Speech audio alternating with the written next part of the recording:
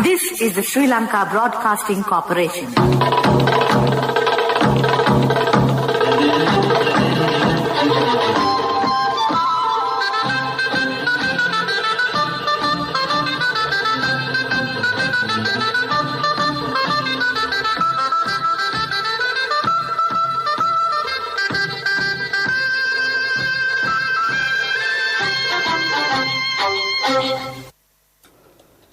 (8:45).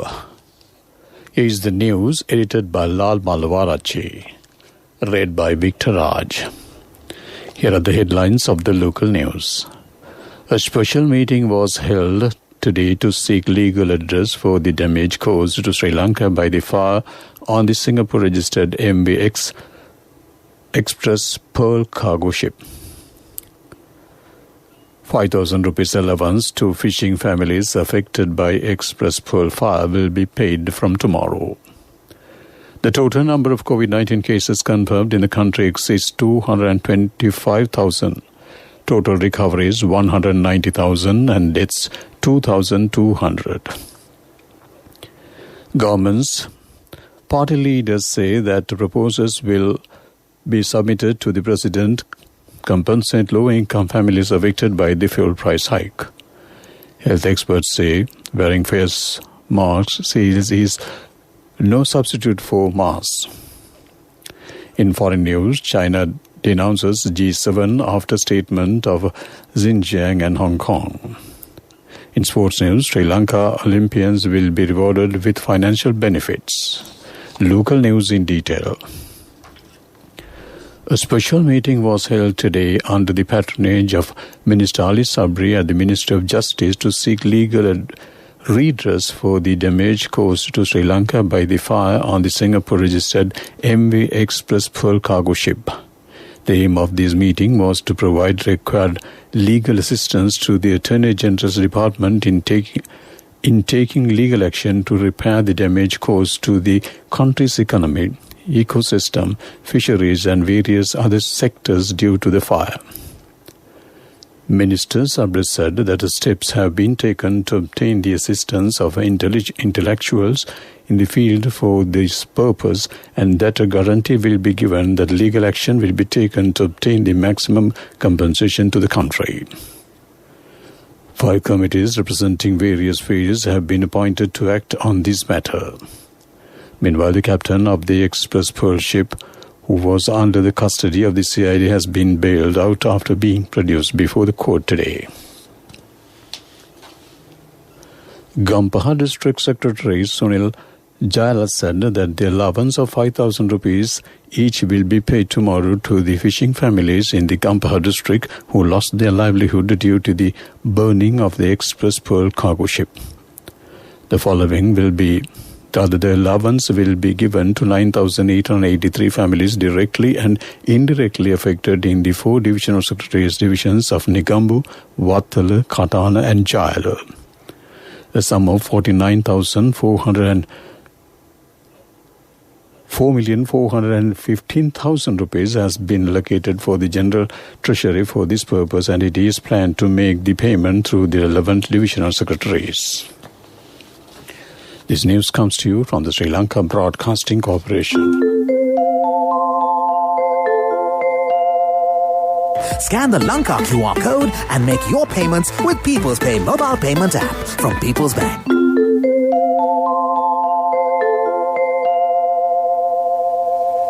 Continuing with more local news, the Health Promotion Bureau today stressed that face shields should not be used as a substitute for masks. By wearing a mask, we hope to minimize the spread of the virus from the infected person to another through the air. This depends on how effective the filter is with a mask, as well as how well it fits to the face. However, the protection provided by the face shield is to prevent the spitting of germs directly from the mouth of someone close to them into the face, the HPB said in a statement. In case a person finds it difficult to maintain personal distance, one may want to wear a face shield in addition to a face mask to prevent drops from falling directly on your face. In addition, the use of a face shield can be recommended to prevent dirt from falling into the face mask. This helps to protect the face mask, especially for hospital staff who frequently deals with patients with symptoms such as cough. The Health Promotion Bureau says, however, it is not advisable to use a face shield as the substitute for a face mask. The Ministry of Health reports that another 1,780 persons have tested positive for coronavirus today. This brings the total number of COVID-19 cases confirmed in the country thus far to 225,418. Presently, 32,751 infected patients are being treated at hospitals and treatment centers. Meanwhile, the number of total recoveries has reached 190,464, with another 1,917 were discharged from treatment centers and hospitals upon recovery. Sri Lanka has witnessed a total of 2,203 fatalities from the virus so far. That ends local news. Nobody looks for hotels like this. So why do you still pay with cash when you have People's Pay mobile app from People's Bank? Scan the Lanka QR code and make your payments with People's Pay mobile payment app from People's Bank. The main news story is brought to you by Siddhalepa Vedamahatmya. Leaders of 8 political parties that present the government say that a set of proposals will be submitted to the President to grant relief to the low-income families who will be affected by the fuel price hike. Income sources of the government have been curtailed due to the corona pandemic. Therefore, the government has to take unpopular decisions to face the challenges posed to national economy.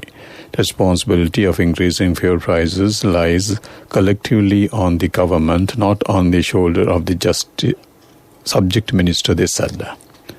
The presidential media division said the fuel price division is only one key factor in the common strategy that strengthens the national economy, banking system and foreign exchange.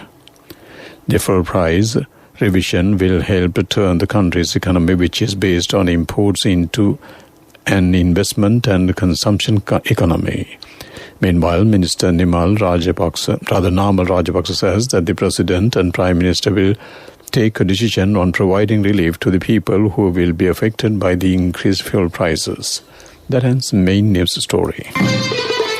The main news story was brought to you by Siddhalepa Vedamahatmya. Moving on to Watchlight. Police spokesman D.I. Ajit Rohana said Sri Lanka police have arrested 1,198 people island-wide for violating quarantine rules in the past 24 hours. Accordingly, a total of 32,593 persons have been arrested on the relevant charges since the 30th of October last year, the police spokesman said.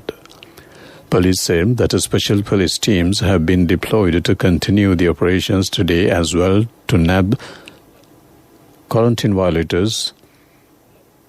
Police request the public to follow quarantine rules strictly to control spreading the virus of the pandemic. That ends Watchlight. Moving on to world news, let's take a look at the headlines. China denounces G7 after statement on Xinjiang and Hong Kong. Trial of ousted Myanmar leader Aung San Suu Kyi begins. Head of the world's largest family, Zeona China, dies in India. World news in detail. China has accused the G7 of political manipulation after it criticized Beijing over a range of issues. In a joint statement at the end of the 3-day summit, leaders of the G7 countries urged China to respect human rights and fundamental freedoms. Issues highlighted included abuses against the Uyghur Muslim minority group and the crackdown on Hong Kong pro-democracy activists. China's embassy in the UK accused the G7 of baseless accusations.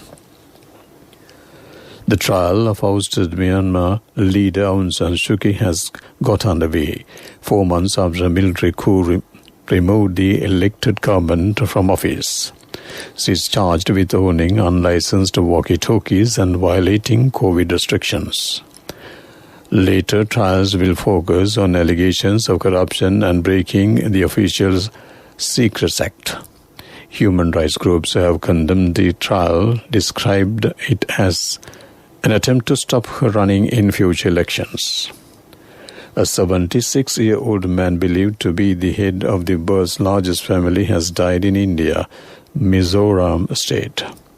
Zionachana, the head of the religious sect that practiced polygamy, died yesterday, leaving behind 38 wives, 89 children and 36 grandchildren. The news was confirmed by Mizoram's chief minister, Zoramatthanga, who offered his condolences on Twitter with a heavy heart. Chana reportedly suffered from diabetes and hypertension. To wrap up the world news, let's take a look at the headlines once again. China denounces G7 after statement on Xinjiang and Hong Kong. Trial of ousted Myanmar leader Aung San Suu Kyi begins. Head of the world's largest family, Zionachana, dies in India. That ends world news. Moving on to development news.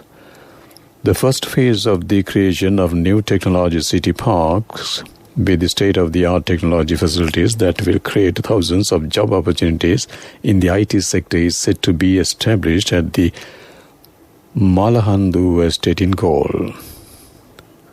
Minister of Sports and Youth Affairs Namal Rajapaksa says preliminary work on the Technology City Park is scheduled to begin in July.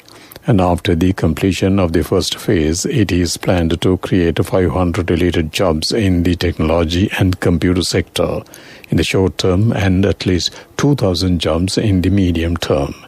Several companies have already expressed interest in investing in this Technology City Park. That ends development news.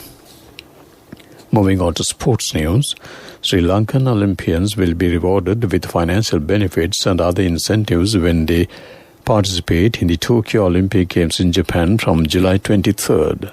Already 4 athletes have qualified for the Tokyo Olympics and another 3 to 4 athletes are expected to join the Sri Lankan contingent through the wildcard system. Sports Minister Namal Rajapaksa says that the ministry has decided to grant an allowance of $10,000 for each Olympian with a further sum of $40 as a daily allowance. Islamabad United have received a boost in their challenge for the PSL title this season with the news that fast bowler Hazan Ali will after all be available for rest of their campaign.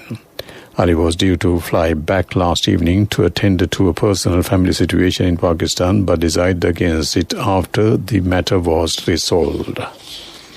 That ends the sports news. Contributory deposit of 1,000 rupees from NSB when your child enters grade 1. Open a Hapan Children's Service account for your kid today. Higher interest. Conditions apply. Business News, sponsored by National Savings Bank, the safest place for your money. Sri Lanka stocks closed 0.30% lower today with the Ceylon Tobacco Company, Valuable One and Brown's investment dragging the ASPI down, brokers said. The Colombo benchmark all-share price index fell 22.6 points to close at 7,587.7. Turnover was 1.3 billion rupees with 50 stocks gained and 104 falling. That ends business news. Business News, sponsored by National Savings Bank, the safest place for your money. Contributory deposit of 1,000 rupees from NSB when your child enters grade 1.